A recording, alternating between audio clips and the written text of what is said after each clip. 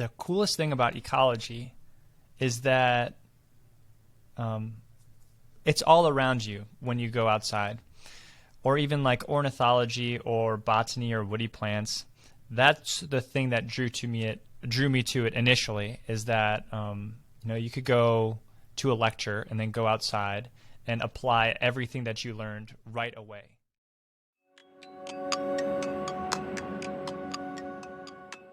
So hello and welcome to the Wiser Tomorrow podcast. Today I'm with Charlie from Odd Animal Specimens.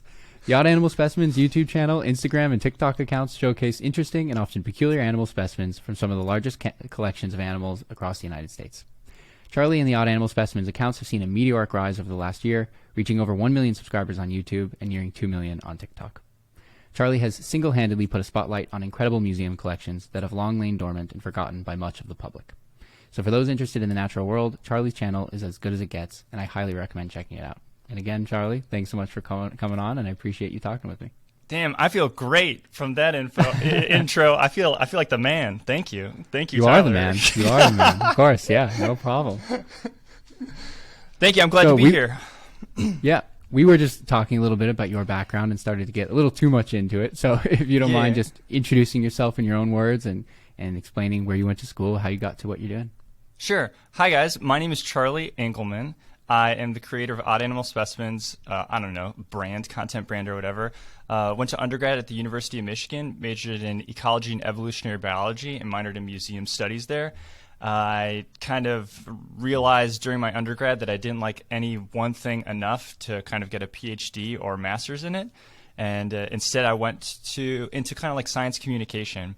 Started with a YouTube channel, got paid to do some series for people online that kind of blossomed into a few television shows with National Geographic and Disney, which ended over the pandemic. And then I started this Odd Animal Specimens account to try to figure out how to use museum specimens in scientific film, because they're not really used that much, which was never really made sense to me. So I wanted to see if it would work out, if people would like it, if I could do it in a way that could kind of educate people and kind of capture their interest.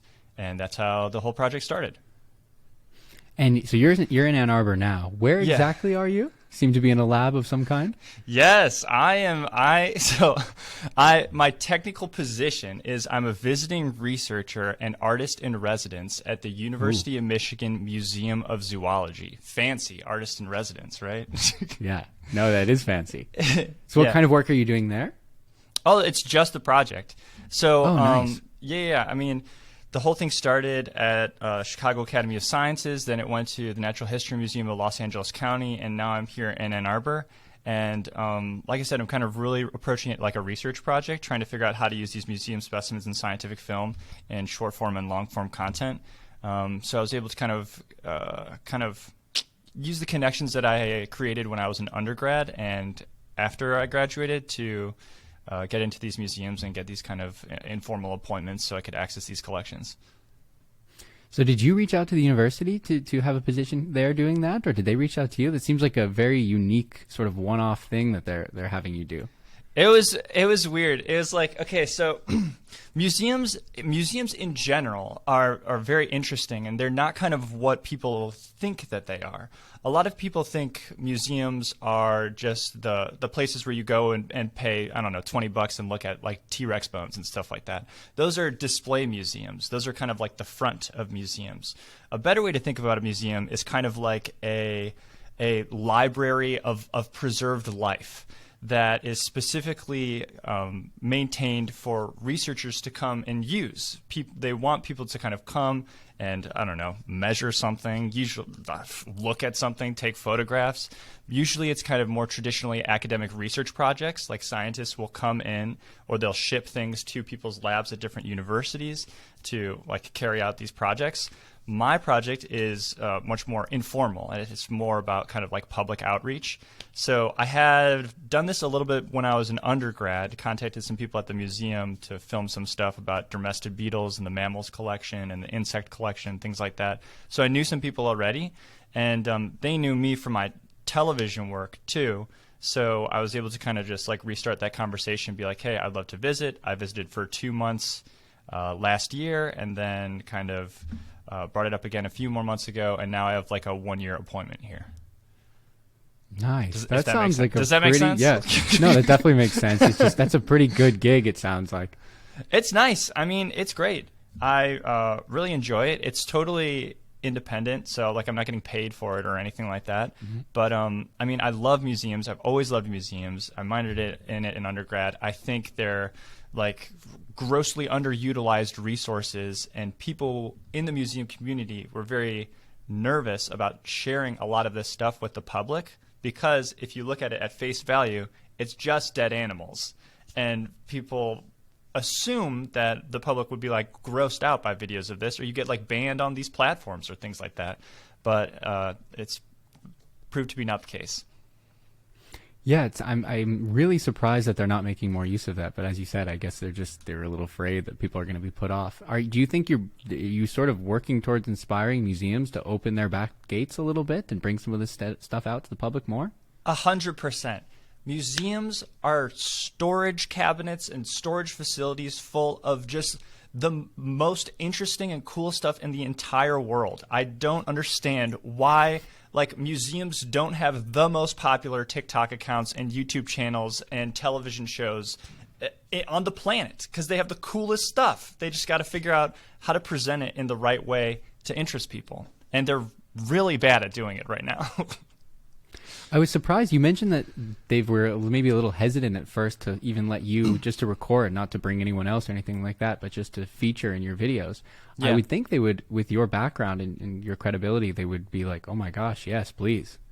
I think there's some people who are more traditional in the museum communities who are of the mindset that this stuff is just for research. And that's kind of understandable, that they would be kind of hesitant to let me kind of in and film. Also, a lot of television shows, when they come in and try to film in museums, they have like giant crews with like 20 or 30 people. They bring in cameras. A lot of this stuff is very fragile, and they don't want people handling them in ways that are unnecessary. I think because of my background, because I knew a lot of these people already, because I'd worked in museums before and filmed shows in museums, and they kind of trusted me to come in initially. And everywhere I go is just like a new set of regulations. You really got, I really make sure that I'm only filming things that are approved by the collection managers or curators, only in ways that they're okay with. And like, even though it seems in my videos like I have like completely entirely open access to these collections, there's a whole bunch of stuff that they're like, don't even touch that, because other people have tried to film it. And I don't know, curators and collection managers have received backlash. Some stuff is like technically illegal, and people will be confused about how we got it. It's not that it's illegal to own. They legally own I see it, what you're but saying. like how it was acquired, maybe. yeah. There's like a ton of elephant ivory at these places. I see. That they're like, just don't even touch that, because that's just a little too sketchy for people. Too racy, yeah. Exactly. Yeah. So what kind of research is being done, though? Because that was one of the questions I had. It seems mostly like it's just for cataloging and archiving in the same way we might, have a seed vault, like just in case we need to tap into that resource, essentially. So is that how it works, or is there ongoing research that uses these? Oh, museums? The specimens that they have. Oh, gee, anything you could imagine. It's crazy. Shoot, I don't know. Like, people are still learning so much about these specimens, and you think that like discovering new species is something that only happened, like, I don't know, Carolus Linnaeus kind of like figured out most of them, and then we've picked up a few more along the way. That's not the case. I mean, people have probably discovered a handful of species in this museum this year, but I think the easiest way the best example that I give people is a lot of research is doing right now to kind of figure out the effects of climate change on like the distribution of animals or animal populations. And so when they put like a specimen in a collection, they have an enormous amount of data associated with that specimen, like where it came from, when it was collected, what the conditions were that day, like the very specific spot where it was taken from. And an example is like, okay, ready? In Florida, they had a problem where boats were hitting a lot of manatees, and the manatee populations were declining. So the government wanted to enact certain speed laws on boats in certain areas of Florida, but they didn't know where to do it to have the best effect on the manatee population. So what they did is they contacted a bunch of natural history museums that had manatees in their collections and asked the curators and collection managers to go around and see which manatees in the museum collections had boat markings on them because they were hit by boats. Oh, wow. Because they know exactly where those manatees were collected, they know exactly where to enact those boat regulations, those reduced speeds, in order to boost up the manatee populations. So, I mean, some stuff is like we want to know what size tail this fish has. Some stuff is like we want to save manatee populations by enacting these government regulations in certain areas. It's really all over the place. But yeah, there's a whole bunch of stuff going on here right now. That's fascinating. Yeah, because I genuinely was racking my brain. Like, I'm not exactly sure what they could be using this for. Obviously something, but that is not one of the things that comes across the mind. Yeah, it's all surprising. I mean, they could drill into the tusk of a walrus, and it's almost like those ice rods that they do in the Arctic, where they have like little bubbles trapped in them, so they can determine like how much carbon was in the air at different times throughout history. I mean, they could do the same thing for like a tusk of a walrus. Yeah. So there's a lot of surprising stuff you could do with these animals. Mm-hmm. And one quick sort of chemistry related question, because I can't help myself, is you mentioned that they're all stored in ethanol, right? And yes. then, well, I shouldn't say all, a lot, or formalin is the other Yes. chemical that they typically use. Yes. I thought I should have looked into this before, frankly, but I thought it was formaldehyde that they were storing a lot of these types of specimens in. Is formalin just sort of a parallel compound? That's a great question, because it's always the old stuff's in formalin, the new stuff's in ethanol. Formaldehyde is like the one that everybody knows, and I don't really know why. I don't know a lot about the history of like the liquid preservation, but I've never come across anything stored in formaldehyde before. I've messed around with some formalin stuff, and that stuff is nasty on the eyes if you're not ready for it. But yeah, mostly ethanol. I hope it's not. Is there any risk of it being carcinogenic? Or you mentioned you had blurred vision definitely. for a week and a half. Oh, I see. Okay. Yeah. Oh, shoot. I mean, yeah. I mean, like, oh god, it's like super accosting, and it's like really aggressive, and you just got to be ready when you like crack it open. It smells different, and there was one. Yeah, the one time I tripped up was when I was working with like this. I was a really strange froglet. Like, it was half metamorphosized, you know? It was like a tadpole / frog. And I was looking really closely at it because I wanted to see if like an up-close shot would work. And I cracked open the jar, and it was like, a bunch of fumes of formalin right in the eyes. And it was stinging for at least a day, and it was not good. So yeah, the formalin stinks. Oh, okay. Well, hopefully that's a rare event, and you're not getting formalin in the eyes all the time. Yeah, it's not very often that I come across that stuff. So one thing before I forget, you mentioned this now in your Q&A that I was watching just before, and you worked for National Geographic and Disney doing the educational television, right? I don't know if you want to save that for like a full video on your channel or something. You mentioned it's a bit of a long story, but if you're interested in telling that long story here, you're more than welcome to. Yeah, sure. I created 2 television shows for National Geographic and Disney. One was like a short form show. So like, you know, I don't know if you watched Nickelodeon or Disney when you were younger. Yeah, They absolutely. have like little shows in between the other shows.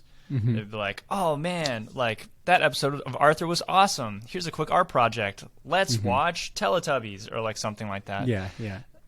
It was kind of like that, the first one. And I'll tell you briefly the story about how it happened. There's a grant contest when I was an undergrad where anybody could submit an idea for a project to National Geographic. I submitted the idea of doing a web series about trees and forests across the country, and that won the grant contest. So I spent about like a year or so working on this short digital series about forests. We like climbed sequoias. We went to the petrified national park. I don't know. We went to the mangroves, like all stuff like that. And then when we wrapped that up, I pitched it to them as a television show because they just started a kids block on Nat Geo Wild. They picked it up as a television show, And then when National Geographic got bought by Fox, Fox gave them the budget to produce a longer kids show. They liked the shorter show that I did, so they asked if I wanted to like produce and write and create a 30-minute show. I said sure, and so we created that show. They got bought by Disney, so it went on Disney Plus for 3 seasons, and that's how that happened. Wow. That's pretty incredible. No? You seem very, very calm about it. That seems like quite the achievement. It was dope. It was pretty unreal. It was really interesting. Like a lot of things had to align at very specific times in order to get to that point of having stuff on D+. But yeah, it all worked out. It was a great experience. It was really fun. The first show was called Nature Boom Time, and the second show was called Weird But True. I feel like I can't. The Weird But True sounds very familiar. I wonder if I may have come across it. It's based on like a book series that they have. They have like see. little Okay. books. Yeah, that's just like kind of fun facts and things like that. Okay, well, I'll definitely check that out. And in explaining that, you sort of alluded to, I mean, you wanted to be a horticulturalist at the beginning, correct? So was that Yeah. still at the time? Yeah. So Tyler are does his you- research, Oh, I guys. do my Tyler research. knows I his come in- stuff. Exactly. I come coming prepared. So no rock unturned, no stone unturned. So I was wondering, like, whether it comes out as an additional limb of the brand. Have you considered doing botany, horticulture type of videos? I mean, it's sort of in the same vein. Yeah. Oh, definitely. I mean, like, the thing, Odd Animal Specimens always seemed like the first step in kind of a bigger project where there could be different branches to it, like you were saying. I mean, think of like a natural history museum. I don't know, like odd dinosaur specimens, odd history artifacts, odd plant specimens or something like that. There could be a lot of different ones. It's stuff, I don't know if let me know if you relate to this, but sometimes when it comes to like something that you care so much about and are so interested about, you almost become paralyzed by the fact that you really want to make sure you do it justice and do it right. And that's how I feel about plant stuff, because like plant stuff, specifically like woody plants and trees, were the first thing that I was interested in when I got really into ecology. And I know that people are not innately interested in this in this stuff, so I'd really want to make sure I do like a very good job of showing people how cool it is. And I don't know, because the stakes are so high just in my brain, it's just like prohibited me from actually committing to doing it and trying it out. Would you feel satisfied with the same production quality you have on the Odd Animal Specimens channel, executed on plants? I think so. I don't, if I'm being totally honest with myself, I don't know if it would do as well, just innately, because I think like the Odd Animal Specimen stuff has a little bit of a draw. Like think of a short form video, like something comes up. I think the thing that initially hooks the person is just what they're seeing, like a very odd shark or fish, or just like a strange animal that they didn't really expect to see. When you have like a leaf or a twig, it doesn't really have that same hook to it. So I got to kind of figure out how to get that hook with plants. Sure. Also, I guess if you already have the following you do, it probably, that alone would at least jumpstart it to the point where anyone who would be interested would find it pretty naturally, I hope. Tyler, you're tearing down a lot of the excuses that I'm creating myself. Sorry. I'll stop. No, it's all right. I should do it. I should make it happen. I should screw it, and I should just try it out. That's the truth. Yeah. I believe in you. I certainly believe in you. Thank you. We'll see. Also, another thing. I think this was in your Q&A. Maybe this was elsewhere. But you were giving some advice about if somebody, one of your viewers, comes across a specimen, how could they go about identifying it? And Yeah. one thing that you sort of mentioned was careful that it's not a fish, and that's something that you come across very routinely. So why is it that fish often resemble so many other types of animals? Oh, so. On a lot of my platforms, I do these things called skull identification speedruns. This for people who are listening, and it's like you have a skull and you're trying to identify what animal it is. And you start very broad: is it like a mammal, reptile, amphibian, or a fish? And you get very narrow and identify it to species. And I was doing a giraffe skull speedrun, and I was looking at it. I'm like, this is so clearly a giraffe. Like, how could I make this kind of interesting or kind of elicit a reaction from the viewers to maybe encourage them to comment, which is kind of they're interacting with the video, so it theoretically be boosted in the algorithm. So I just started out by guessing that it was a fish. and like proving that it wasn't a fish, like an entirely unnecessary step. And people reacted so strongly to it in the comments that I just kind of kept doing it. And when I didn't do it, people in the comments would be like, he didn't prove that it's not a fish. And now people like expect me to prove that it's not a fish. And it's become kind of an inside joke on the channel, on the accounts, to like first prove that something's not a fish, even though it's clearly not a fish.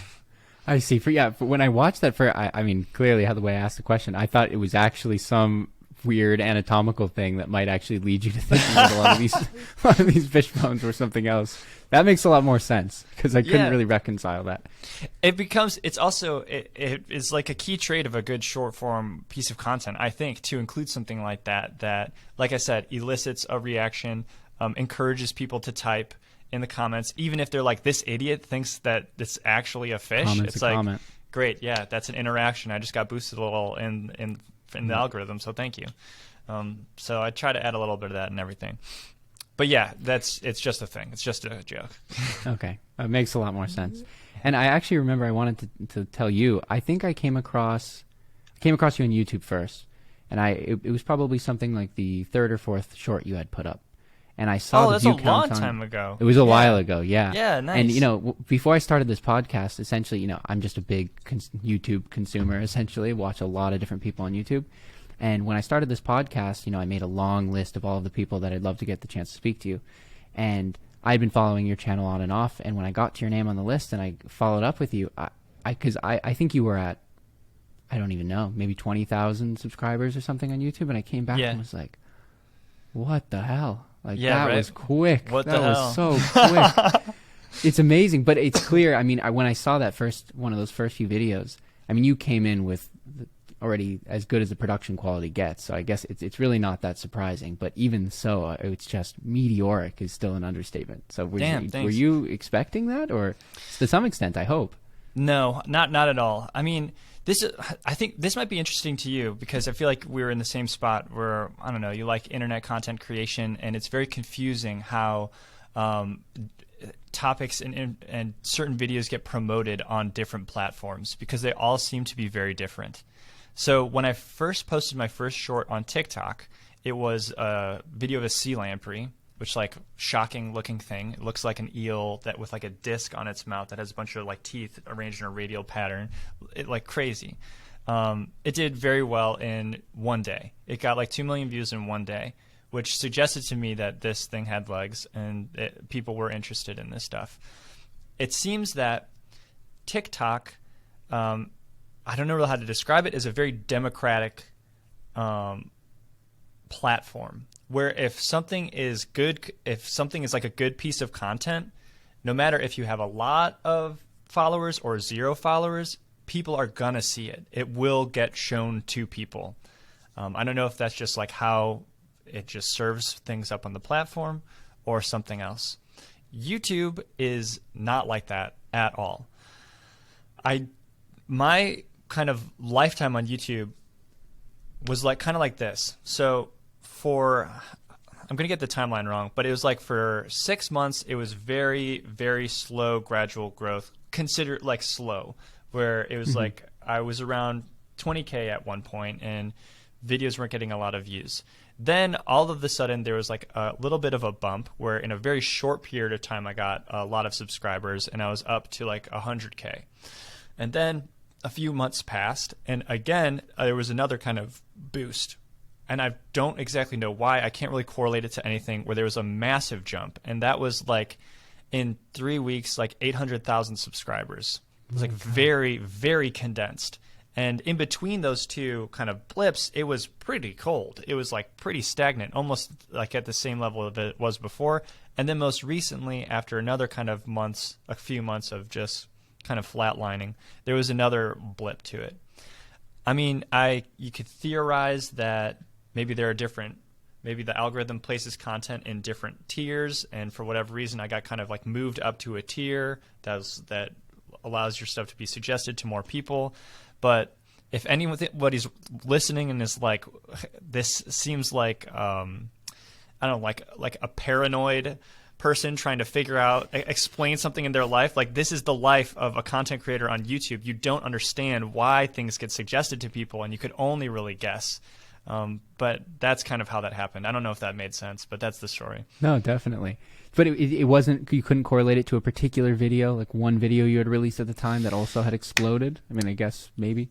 Here's my guess. I think YouTube, the suggestion algorithm on YouTube takes into account suggestions on external sites. Like, if your stuff gets shared on external platforms a lot, then it will get shared on YouTube. I'm guessing, because the most recent bump happened when I posted, I think around the same time when I posted a short video on Instagram that did really well about whale baleen, like a piece of baleen from a baleen whale, and explaining how it works. And in like one day that got 13.5 million views on Instagram, which is pretty good. And I think it was shared around a lot, and then I got that boost on YouTube at the same time. I feel like there might have be something that correlates there, but again, I can't really be sure. Sure. That seems likely. One of my own theories is that it also seems like you need to have enough content so that when somebody stumbles upon a video like that they enjoy, they get to go back and they have something to sink their teeth into and go, oh, I'll subscribe because I know more is coming. True. That's like that. Maybe I didn't get that first boost until I had like a critical mass of shorts that could be served to enough people. Yeah, that's a great point too. Do you think it's ever likely that they release sort of the details of these algorithms? Any more info to the content creators? Have you done a lot of research on trying to figure it out? Not really. Just the same as it sounds like you have, sort of just guessing and trying to experiment a little bit here and there, but nothing beyond that. People say the whisperings, the rumors are, whisperings in the background. People say that the algorithm is the algorithm is so yeah, right. It's so complex that people who work at YouTube don't even necessarily understand. It's all kind of like AI powered or something like that, where they don't exactly know. I mean, the thing that I try to do is I try to go to YouTube channels where it seems like someone had a video, like a recent video, do extremely well compared to their other stuff, and try to justify why that video did so much better than all of their other content, and then maybe try to introduce some of those characteristics into my stuff. I try to do that with long form content, and so far it's not working. So maybe that's not seems like it's also still working well. I mean, also just I guess you kind of have to expect like an order of magnitude more views on the shorts just because they're shorts. That's true. Yeah, that's a great point. That's true. So I wanted to ask many more questions specifically about some of the content. So all of the collections you're filming at are exclusively across the United States, right? They're all domestic? Yeah. What are some of your favorites? As collections? That really depends. I mean, sometimes, man, I love things about all of the collections. For example, here I'm at the University of Michigan. They have a great community associated with the collections. So, like people who are working in the different departments, they're like very excited about this stuff, and they like talking to each other. And so, being here is great because of the community. At the Chicago Academy of Science, they have a lot of native stuff, which is really interesting because it kind of challenges you to make native animals interesting and cool. Where we're kind of like, oh, I'm tempted by that rhinoceros over there, but let's try to figure out how to make a possum video. And I like that challenge. The collection space is a lot smaller, and it feels more kind of like a cabinet of curiosities, like everything is in one room. So you could just go from cabinet that has butterflies to a cabinet, I don't know, full of bobcats to another that has like mastodon fossils in it and things like that. That's really fun. The wildest one that I ever went to, though, is in the Natural History Museum of Los Angeles County, which again is I love the people there, and I love the collection space there, and the museum is extraordinary. They have a large mammal warehouse that's off-site. This thing is insane. It's a warehouse that could probably fit nearly like a football field inside. It's the size of a football field, like an airplane hangar. And you go to this place, and it's near like, I don't know, like bread factories and like wholesale warehouses where they just like sell a bunch of stuff out of them. and you go inside, and it is full of like entire blue whale skeletons, just like tons and tons of zebras and giraffes and rhinoceroses, all of the giant stuff they just put in this warehouse, and it's all just kind of like piled up on top of each other like it's this insane attic that you just came across that's like 100 years old. It's so cool. And that's where they process all of the whales that beach in California, so it also smells so dank. But Oh, God. it I adds can to the only imagine, experience yeah. a little. What was the security like there? Did you notice anything like that? That sounds like it needs to be protected. Yeah, I mean, it's like they got a fence around it. They've got a gate around it. Okay. They've like Typical. locks on locks in order to get in. Yeah, you got to go past a lot of things. Oh, that's crazy. But most of the specimens are dry, though. I guess not the ones they're processing, but other than that, the skeletons and everything. In that place, yeah, most Yeah. of them are dry. They have like a small wet collection that has like parts of a lot of marine animals. It seems like dolphin brains and different, I don't know, giraffe organs and things like that, kind of preserved in these big gallon jars there. Have you made it out anywhere in the Southwest yet? No, not yet. But I'm trying to think of places out there that I might go. I was going to ask. I'm not even sure really what there might be. Not too familiar. A lot of Love to see some desert creatures, though. Yeah, right. There's a lot of universities have research collections associated with them, and I've talked to some people from Texas before, but I couldn't make it out there. But no, I haven't made it out there yet. And then how about in terms of places you'd really... Is there anything on the list, a collection you'd really like to get your hands on, in the U.S. at least? Yeah, I'd love to get my hands on... I would love to visit the Field Museum and film a lot of stuff there. It's in Chicago, and I'm from Chicago, which is a little strange. I can't get in there. It seems like the bigger a museum is, the harder it is to access it, because there's just a lot of red tape and a lot of people that need to kind of approve your visit and whatever you're doing. Like the Smithsonian bags, for example. When I was working on those television shows, we tried a handful of times to film at the Smithsonian. Impossible. It's impossible to get in there. So it's like, of course, that would also be the dream, is to get into someplace like the Smithsonian or the British Museum or something like that. But it's almost like so impossible that it can hardly even be a dream, because it's just like, how could that even happen?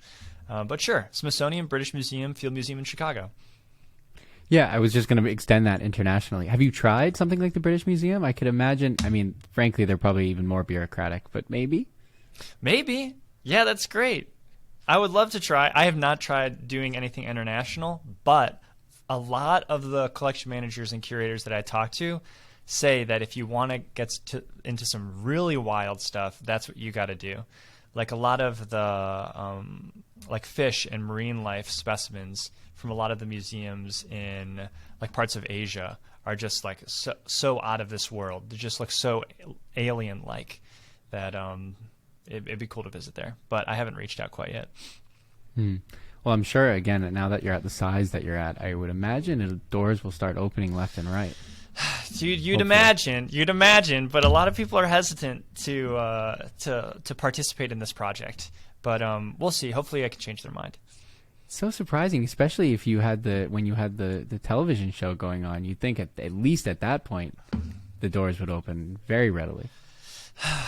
Yeah, I know. I don't know. I can't really explain. I don't know if you've come across this with some of the other kind of science content creators that you've talked to, but one of the things that I run into a lot is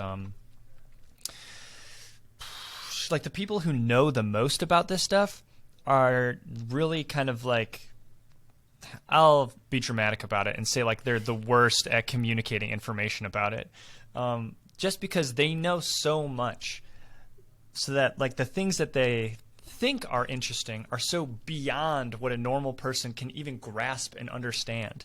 Like a great example is I have this video that explains how a rattlesnake rattle makes noise. You're from the Southwest, so you might understand this already.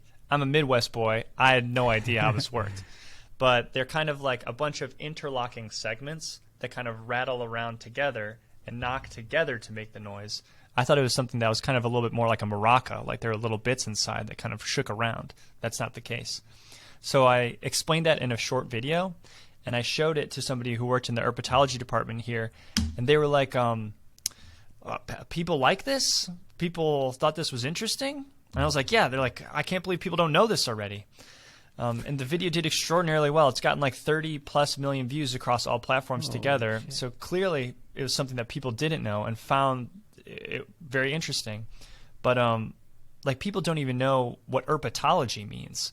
And so it's very hard for these people who know so much and possess so much knowledge to kind of really, really, really dial it back so they can communicate it in a very clear way. So I think that's the problem.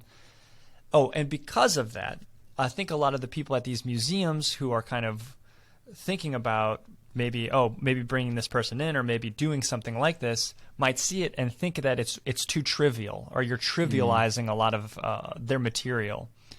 When I would argue that that's necessary in order to kind of at least generate interest and cultivate understanding about it. Yeah, definitely. I mean, not everyone can be an expert. I'm surprised. It is interesting how quickly, especially professors, just spend, I guess if you spend 20, 30 years engrossed in it and every one of your colleagues and everyone you pretty much associate yourself with is also an expert, you quickly just lose sight. You kind of lose grasp. And it is like it's different talents too. It's like just because you can research something very well and understand it at that level doesn't mean you're a good communicator. Being a communicator requires a different set of skills than a researcher. I can't research shit because I don't have those skills, but I can talk about stuff that I learn about kind of well. So that's what I do. Very well. And what are some of the most common misconceptions you find yourself having to clarify? Do you have people sort of just totally confused about what's going on and what you do? Misconceptions. Give me an example. What would be like a misconception? For example, like whether it be something sort of extreme, conspiracy people thinking that there's some more nefarious means for keeping these specimens, or just a fundamental misunderstanding of why they're being preserved, how they're being preserved. Something that may pop up and frequently asked questions, sort of. Yeah, one of the things that always comes up, not always comes up, but kind of comes up every now and then is did you kill that thing? Oh my God! Hey, Tyler, can we have a quick guest right now? Of course. Welcome. Tyler, everybody who's listening to the podcast, I would like to introduce the collection manager for the fishes department, world famous Randall Singer right now. Everybody, University of Michigan fishes department collection manager. Randy, we're on the podcast Wiser Tomorrow. How are you doing? Wow. Good. How are you? Good. Everybody, how's everybody doing? We're doing good. It's good to have you. Wait, Tyler, do you want to ask, should we ask Randy the question about a preservative fluid? Because he would know the answer. Yes. Okay, I'm gonna give Randy the headphones real quick. And Okay. Yeah. Yo. We have a question about preservative fluid, about ethanol. So Tyler can take it from here. Yeah. Sorry to put you on the spot. What I had asked him earlier is that my understanding is that ethanol and formalin are the two chemicals used to preserve most of the wet species, right? But I was under the impression, and I think many people are under the impression, that it was formaldehyde. So did it used to be formaldehyde and switched, or has it always been like this? So I could give you a long and complicated answer, but I'll do this. The simple one is that at least for the last couple decades, it's always been everything gets fixed in formaldehyde. So that means you stop the cellular decay. Basically, like you freeze the cells in this like lipid sheath. And then once it's been fixed, so you don't have any cellular decay, then what you do is you just rinse that out. You don't want, formaldehyde is basically for formalin solutions, a carcinogen. So you get rid of that, and then you put it in ethanol, and that just stops, bacteria and fungi from growing on it, on the outside, Mm-hmm. But well, thank you for that. Yeah, the first stuff was actually preserved in what's called spirits of wine, which is really funny. So if you get some specimens like from the 1800s, they're basically put in wine. It's like dilute ethanol, I guess, right? Yeah. Okay. So there's some manuals that they have, like the herpetology collection, about like how to preserve stuff in a pinch in the field, and it's like how to do it with any like alcohol that you have on hand. Yeah. Things like that. Bacardi 151. That's essentially what we use. Perfect. Yeah. Perfect. Yeah. Whole museum's full of it, I'm sure. Cool. All right. Here. Well, yeah. Sorry to interrupt, but no, it's nice to meet you. I'll find you after this. Okay. Right? Cool. All right. See you guys. Good guy. Sorry about that. No. Randy's the best. Yeah, he's the man. Very welcome. Very welcome. The worst is, I have people. I've spoken to a bunch of people, and I clearly this is an informal. This should be informal. You know, Yeah. I don't want make people to think that like, oh God, you know, get him out of here. And I've had people that, whether it's their kids or their wife or whatever, walk in. It's like we're having a conversation. It's all good. You know. Yeah, relax. dude, you set such a professional tone from right off the top that I feel like people are probably encouraged to mimic it. They're like, man, Tyler's so put together. I got to make sure That's that good I'm feedback. as I put should together, probably too. chill out a little bit in that case. Yeah, it's whatever tone you want to. Yeah, hit. somewhere in the somewhere in the middle. You know, somewhere Yeah. in the middle. So, continuing that, I wanted to ask a little bit. You already alluded to some sort of some of the ethical, I guess, concerns. So, are sort of like in the case of ivory, for example, a lot of that I imagine was just acquired a long time ago, and then they're just a little bit concerned that it might be assumed that it was acquired more recently, right? The thing, yes, that's what they're worried about. Yeah, and a lot of that stuff was not even acquired by the museum. A lot of it was, for example, like when U.S. Fish and Wildlife, or even like at an airport, if they uncover an illegal thing, they need to put it somewhere. You know, if they uncover a bunch of ivory, they need to, I don't know, give it to somebody to like look after or to just take. And what better place than a museum where it's kind of locked up, where it can be studied by professionals, and where it can be kind of preserved. That's where a lot of the stuff ends up. It's like a lot of the live animals end up at zoos behind the scenes and are kind of like taken care of while a lot of like court things are kind of figured out. And some of that hard material comes to museums. Yeah, that's interesting. And I also hadn't thought of to ask you this, but do you have any strong opinions about zoos? I know a lot of people feel very, very strongly one way or the other. Yeah, it's very tricky. It's very difficult. I'll start off my opinion by saying that I'm not entirely informed. I haven't done a lot of research on this. Zoos do a great job of kind of like educating people about animals and things like that, and kind of exposing people to that sort of thing. I think probably a handful of people who work here might be like, oh, when I was little, I saw something at a zoo that made me love mammals or made me love insects or reptiles, and that's why I do this work now, and I'm kind of like actively doing research that saves these things. A lot of the zoos do a lot of work to restore habitats and things like that. But there are also a whole ton of zoos that have habitats or enclosures that are like wicked small, and just the animals are kind of exhibiting really weird behaviors because they're in these very small habitats, and it's just not that healthy. It doesn't seem that great. I visit zoos because I like animals and I think they're interesting. I think it's not really black and white, but there are bad zoos out there, and there are probably good zoos out there too. It's tough. Yeah. It's tricky, right? Definitely. I think it is that simple, though, because I mean, I've definitely been to a few zoos where I go, I don't really see the problem here. Like, it's very clear what's going on is very professional, and the animals are very well cared for. And I've experienced the exact opposite, where it's You like go to zoos and you're like, yikes! I can't believe this is a thing still. Exactly. I went to the most striking example. I went to, I guess, the main zoo in Warsaw, Poland. And that zoo, I think, is pretty historic because they think they were hiding a lot of people during World War II actually under the zoo or in different exhibits that were sort of blocked off. That's wild. And for that reason, and there was a big movie, I can't remember the name, that came out a few years ago, but point being, I went there, I heard a lot about the zoo. I figured it would be a great zoo, and it was destitute. They had the polar bear exhibit, for example. It was like you wouldn't believe. And it's like, it's one thing if it's, I mean, not to say we should care about like a polar bear necessarily more than a heron or whatever, but at the same time, it's a little more painful seeing a polar bear in a moldy, mossy concrete bunker. Yeah. It's a shame. And I mean, like, you got to think those, what do they call them? Charismatic megafauna are like the ones that probably bring a lot of people in, like those elephants or giraffes or polar bears, but they're the ones that are like absolutely massive and require enormous habitats. So that's kind of tough. Yeah. Definitely.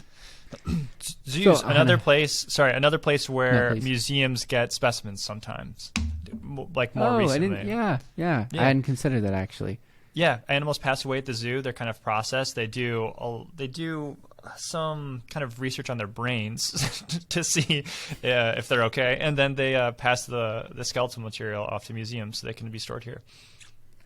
That's fascinating. How does it do you know if the museum sort of bid on the Oh inventory? shit, that sounds wildly unethical, but Yeah. maybe. I mean, exactly. I think that more often than not, they try to cultivate relationships.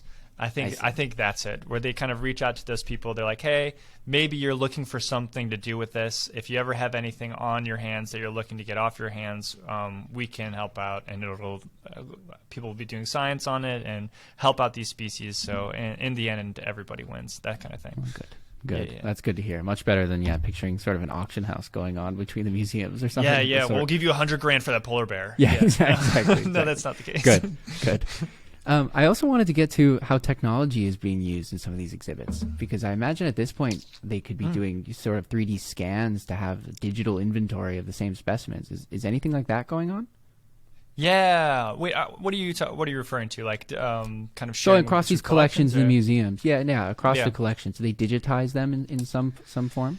Oh yeah, sure. That's huge. That's like a big thing right now. Man, I'm really not informed about this sort of technology. No I'm worries. going to stumble through it when I describe it. We have a guy here who does a great job of talking about it too. But they do scans. They do digital scans of specimens, and they're awesome for a couple reasons. One, they can kind of map out the interior of the specimens, where the different organs and different tissues are. So previously, you would need to dissect, and it would be like extremely destructive in order to get in and see what's around there. But now you can kind of scan it, and you could just on a computer kind of like zoom through the animal and see what's in its stomach or what's going on with its legs or in its organs and things like that, which is really cool. A lot of those scans some of those scans I think are shared between museums, and for like public displays, I know there are at least a few places where they're doing things like scanning insects, and they'll like 3D print an ant's head like the size of a beach ball and stuff like that, which is really kind of neat and a really neat way of kind of getting a different perspective of something. That's incredible. That is super incredible. I know that I think it was at a museum at Oxford, there was an exhibit where they had a photographer do a bunch of just incredible macro photography of their entire insect collection, and it was striking. Yeah, those insects heads are really cool. That's one kind of area I want to produce more content in, the insect collections here. Mm-hmm. I found that people don't really respond positively to insect stuff though online, unfortunately. But there's a big community of people who are into bugs though, right? One way or the other. That's true. I think that's how it would work, is if it's a different standalone thing. It'd just be like odd bug specimens or something like that. That's I think how you would do it. Because when you're doing like videos about, I don't know, like cats and wolves and manatees, and then you like hit them with like a giant katydid, people are kind of shocked, and it's not really what they're looking for. Which doesn't make a lot of sense. I mean, I guess I get where they're coming from, but it's weird that's the gross thing, you know? Yeah, it is very odd. I mean, some people are scared of butterflies, so I guess you never really know. Yeah, no, that's interesting. Are you familiar with One Min Micro by chance? He's a big creator on TikTok. Makes microscope content. You know, I didn't until I checked out your channel and I saw that you interviewed him, so I did a little looking into it. It seems like his thing is he like does a lot of myth busting when it comes to other microscopy content online, right? Yeah, that's a big focus, but he's also very much into bugs. And he has several spiders in his collection, and so he might be an interesting person to collaborate with in some capacity. Yeah, that'd be a cool one to look into for sure. Another thing that I believe was featured in your Q&A, shifting gears a little bit, is you mentioned, I think, that your favorite specimens or category of specimens are frogs, right? Yeah, my favorite animal. Yeah, favorite animal. Why? Why is that?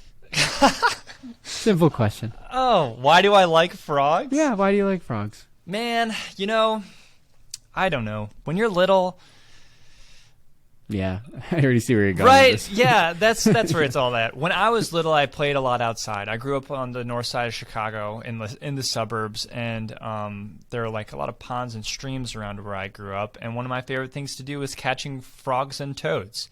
So if I love frogs and toads. More specifically, I love toads. I don't know why. It's like always a surprise when you're out and a toad shows up. And it makes me feel really good. It makes me feel really warm. I don't know.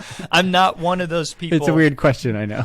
No, it is a weird question, especially because like, when when you say you're interested in animals, I think it goes one of two ways. There are those people who are interested in animals who are like, oh, they're so majestic. They're so spiritual. Being out in nature, it just like resets my balance. And there are other people who are interested in animals who are like, wow, like, I don't know, the population interactions of ants are insane. And it's more kind of like a factual or like an educational interest. That's mostly where I stand is that area. Kind of like I'm interested in mostly anatomy and kind of taxonomy and things like that. Man, except when it comes to toads. Toads make me feel really good. And I don't know why. Whenever I find one, I feel great. That's the best answer I could have imagined your question, so no problem. What's your favorite animal? Oh, you can't put me on the spot like that. That's tough. You're the animal guy. I'm not the animal guy, Okay, well, you're the chemistry guy. No, What's your I favorite, can think of favorite chemical? Even hard. Formalin. I think favorite animal. Or one that you're kind of drawn to, or one you maybe see a lot. One that comes to mind, which I've only had the chance to actually see once here, is a Gila monster. Oh, that's kind of neat. Yeah, those are beautiful. And again, I've lived here pretty much my whole life. One time, and I think it was about a year ago. So yeah, I'll select that one. That's interesting. Do you think Earp people are like specific types of people? Yes. Yeah, I would agree too. Like when someone's Yeah. like, "Oh, like a reptile or amphibian is my favorite animal," you're like, "Okay, I think I know a little bit more about you." I get a better now. sense. Yeah, Yeah. That's true. I hope it's a good thing rather than a bad thing. Yeah, it's all I a don't good think thing. I think it's yeah, all. we a should good thing. probably leave the different personality types of each preference for off the podcast. Yeah, we won't look into it too much. Sure. So we're just coming up on an hour, so I'll ask you one final question, if that's okay Great. with you.